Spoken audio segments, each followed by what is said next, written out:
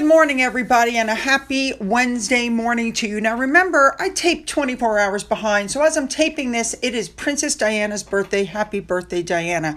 There is a lot, including a shocking story that just came out. It's going to be closer to the end. You guys are just not going to believe it. Let's jump in and cover, shall we? Let's go. We're going to start off with Queen Elizabeth's cherished train. This was her most cherished and frequently used mode of transportation during her 70-year reign. This 9-carriage train has been in use since Queen Victoria's reign, and Buckingham Palace has confirmed they're going to decommission it. Now, this announcement came during the palace's annual financial briefing, where they also talked about the purchase of 2 new helicopters to support royal duties. Now, this is the end to a legacy from 1869. Keep in mind, back then, they didn't have planes, not really. They didn't have helicopters. Things are more efficient nowadays. King Charles has said he's going to streamline the monarchy, make it more financially efficient and publicly, accountable. And although the sovereign grant has held steady for 4 years, inflation has kind of chipped away at its value.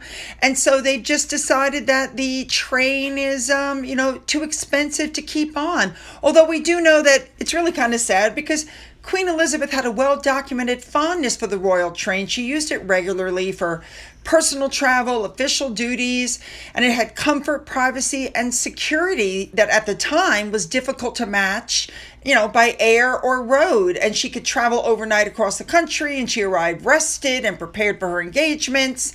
And I'm kind of sad. I hope they put the train somewhere where people can go through it. You know what I mean? Like a tour. I would love to do that. All right, let's move on. Let's move on now to Sophie, the Duchess of Edinburgh. She went to a Hampton Court Palace Garden Festival. I remember when I went to Hampton Court, it was really interesting. If you ever go to the UK, you should definitely go there. She looked beautiful in her outfit, and in keeping with sustainable fashion, this was a rewear, just saying. This is a week-long festival. It is supposed to be a celebration of the finest in garden design and floral artistry, and it's all set against the backdrop of Hampton Court Palace. Visitors can go through the displays. You can enjoy expert talks from some of the biggest names in horticulture, and they get about 120,000 visitors each year, and they're saying that this event is a, quote, standout on the British summer social calendar. And one more thing I want to throw out there just as an FYI, because I think it's important. When you're talking about fashion, Sophie is a big champion of British labels. She wears a lot of British labels. And this company is ME+EM Design. And that's what she was wearing. And they offer, it's being reported, high quality, well-designed pieces that prioritize functionality and wear forever appeal. So very nice. So she's championing, just like Catherine, just like, Sarah Ferguson did at Wimbledon the other day. And, they all champion for clothing, which I think is lovely. Oh, big thank you to Remoulade Sauce for showing us the whole outfit Sophie was wearing. Let's move on. Let's move on now to Edward. He was a special guest Sunday at an ecumenical morning service at Christ Church, His Majesty's Chapel Royal of the Mohawks, in the Mohawk territory before he visited Belleville later in the day. About 300 people turned out, but it was a very small capacity stone church built in 1843 by the Mohawks. Edith Dumont, the Lieutenant Governor of Ontario, was seen there as well. They had a little, I guess you would call it a little reception afterward with some notches. Now, Prince Edward is in Toronto. Don't forget that he visited the Police Marine Unit on Monday morning ahead of the tour of the HMCS York. I have not been able to come up with any pictures of that yet, but I'm going to keep an eye out so I can show you everything. Let's move on now to Catherine and William. This is pretty cool. King Charles has appointed Prince William and Princess Catherine as grantees of the royal warrants, which marks a really big expansion of their official duties. This allows the two of them to grant warrants to companies that supplies goods or services to their households. The existing Prince of Wales royal warrant holders have been given until the end of July to apply to retain their status, and companies that want new warrants will be able to submit applications in the first half of 2026. That's really cool. Basically, anything that they put their royal warrant on will sell like hotcakes. This is a chance to really build their businesses. I love it. Okay, let's keep going. Now, again, I worked 24 hours behind, but we do know that William had planned on July 1st, on what would have been Diana's 64th birthday, he was going to mark the occasion with major progress in his campaign that was inspired by Diana. So I think it's really cool that he chose that date to spotlight the progress of his mission to end homelessness, and we know he's going to travel to Sheffield in northern England, and it's the second anniversary of his Homewards initiative, and we're going to cover all that. But let's not forget that William was taken by Diana to visit shelters where she showed them the humanity behind homelessness, and William has really picked up the torch since then and becoming patron of organizations that Diana once supported, including Centerpoint and the Passage. I love that. And we're going to be discussing all of that tomorrow, okay? Let's move on. All right, I'm going to give you an update to a story. Remember I told you yesterday, I believe it was, that William had to sever ties with a wealthy donor because she actually attempted to sell access to him and to Catherine for $27,000. Minerva Steiner, she's a Filipino-Swiss art gallery curator, and that's what she did. And then we come to find out that she's a supporter of Harry with Wellchild. Well, it didn't take long. So the Sun is now reporting that Harry has severed ties also, even though there's absolutely no suggestion of attempts to sell access to Harry. And the interesting thing is, he doesn't run Wellchild. He doesn't own Wellchild. So I don't know how he could cut this woman from donating to Wellchild. But there was some talk on Twitter that this might have been a setup by Harry to try to damage William. Could be. All right, let's move on. All right, next up, I want to give a big shout out to Resting Dollface. Let me tell you something. She has receipts. I've said that Meghan's a one-trick pony. She says she's a one-trick pony, and she went out to find the proof of that. So here's some examples from her. You see, you got Meghan walking along in short outfit. Well, here she is doing the exact same thing back in 2015. It's the exact same thing. And I told you guys that she's always posing and it's the same pose. You see this pose? Look at her left hand, right hand on the glass, left hand up. Here's one of her shots. Look at that, right hand on the glass, left hand up. The exact same pose. Here she is cutting up fruit in 2015. Here she is cutting up fruit in 2025. Here she is in Malta in 2015, hand near her face. Here she is in her backyard doing one of her ridiculous videos in 2025. Nothing has changed. Here she is in Malta. Look at the jars. I'm going to zoom in for you just to show you that she has no ideas of her own. Here's Jam from 2015, and here's how she did her jars in 2025. The woman has not got an original idea of her own. It's crazy. All right, next up, a big shout out to the Royal Griff for the first AI you're going to see, and a shout out to Knowing the Narcissist HD Tutor for the second one you're going to see. People are so freaking talented. Watch this.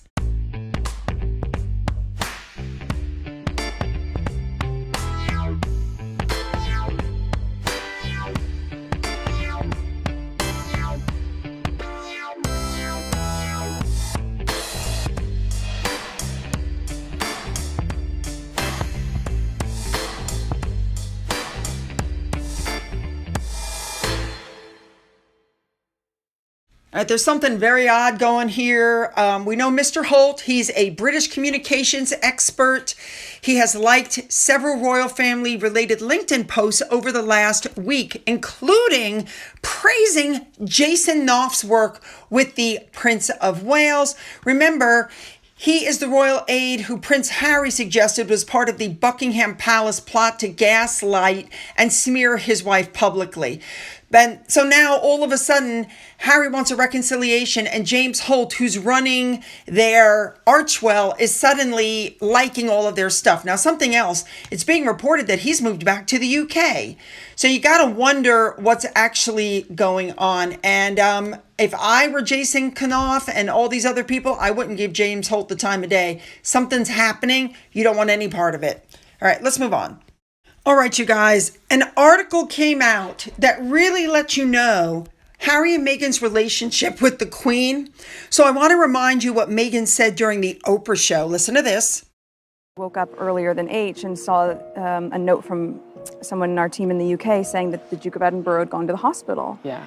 But I just picked up the phone and I called the Queen just to check in. You check in. Just like I would, that's what we So notice nobody contacted them from the family. It was one of their team in the UK. That's first off.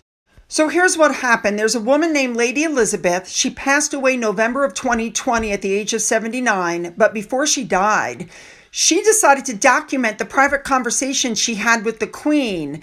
And her notes have come to light. And it's shocking. It really sheds a light on the late Queen's views on Harry and Meghan.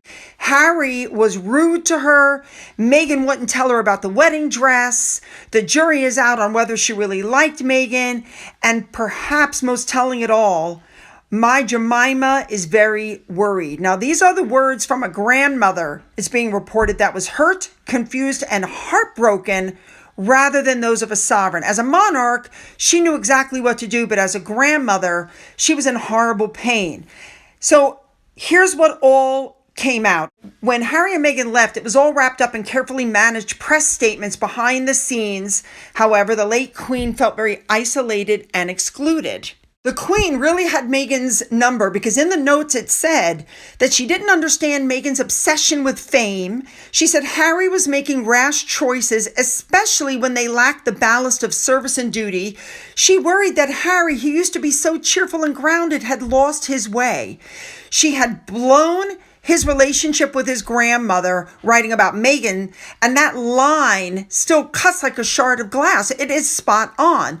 The late Queen found the chaos around the wedding very baffling. There were tantrums about tiaras, the insistence of having a veil when she'd already been divorced, and the Queen had hoped that Harry and Meghan's wedding would be the moment of family unity, and instead there were rumblings of discord from the very start. They sidestepped protocol, staff were distressed, the Queen's efforts of connecting the bride-to-be, particularly around the choice of wedding dress, were really rebuffed. She was really trying to find out about the dress. Meghan wouldn't tell her, but it wasn't just about the dress. It was about inclusion. It was about tradition. And for the Queen, it was about respect.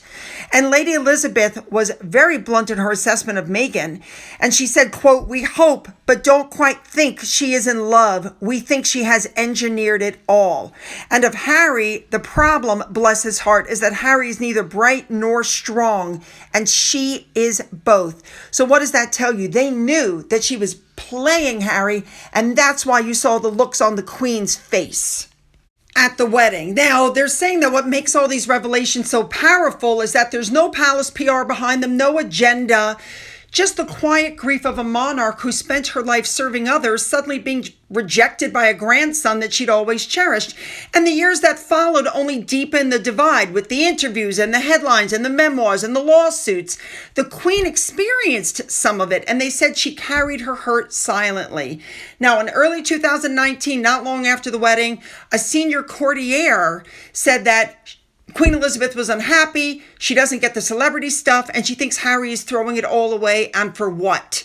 The Queen's values were clear. She gave her whole life to the crown, and she expected, if not complete devotion to duty, at least some respect from those that she loved the most. She didn't view Harry and Meghan as revolutionaries. She saw them as absentees, rejecting not only their roles, but her as well, and she was very, very sad.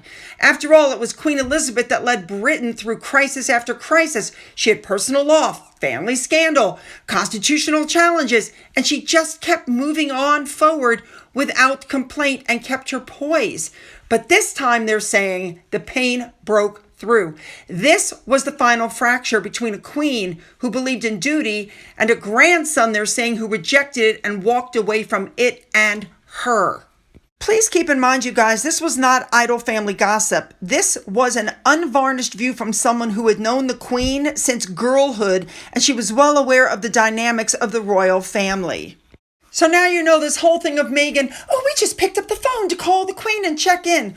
All the times they were invited to Sandringham that Harry and Meghan said no, including 2 days before the Queen died, they were invited and they decided not to go. Now you know what was really going on. Harry really didn't have a relationship with his grandmother anymore. The whole thing had been blown up.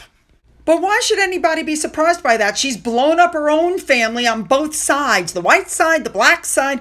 This woman is so good at separating people. It's amazing. And finally, I have to bring this up. This is what GB News said, and I'm quoting. This is the day she's chosen to launch her wine. Nothing's ever really a coincidence. And there's controversy because we all know how Diana died, and she's releasing an alcohol brand on what would have been Diana's 64th birthday, and it feels like bad taste. So somebody else goes, well, there's always a pattern of strategic timing. You'll get a nice picture of the Waleses, and hours later, Meghan releases her own, and it's happened too many times. It's not a coincidence. It's chilling and it's weird. I think it's nice to see that mainstream media has picked up what the YouTubers have known for a long time. You guys know I definitely want your comments on this one, so put them and make them good. Don't forget to hit the like and the subscribe. Go down into the description box where you'll find the links to my Twitter, Gettr, Rumble, email, a link to my father's book on Amazon, which is still up for sale, a link to my second channel, and a link to my Amazon wish list, as well as a physical address. For those of you who've donated to my coffee fund, thank you so much. And as always, you guys, have a great day.